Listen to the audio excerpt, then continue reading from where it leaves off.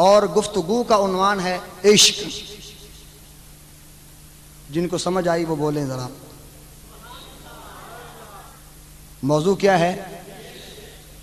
और इश्क का मौजू हो तो सामने भी इश्क वाले होने चाहिए।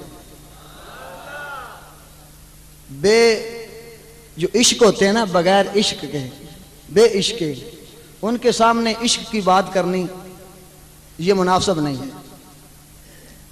और क्यों कि वो इश्क की बात क्या समझेगा जो इश्क की वादी से गुजरा ही नहीं है। उसको क्या पता कि इश्क क्या है, जो उस वादी से गुजरा ही नहीं है, जिसको पता ही नहीं है।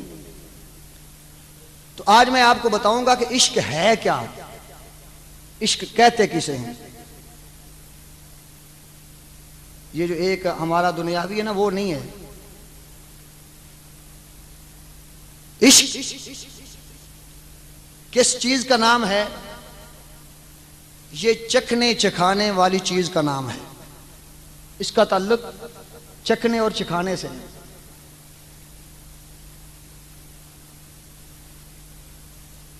और इश्क वो होता है कि जिसमें मुहिब महबूब का बिला हिजाब दीदार करता है,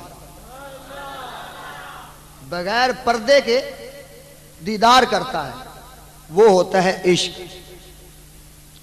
तो जिस बेचारे ने यार का जलवा ही ना किया हो,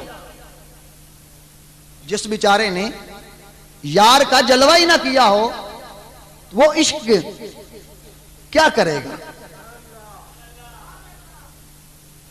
हम तो मारे मारे फिर रहे हैं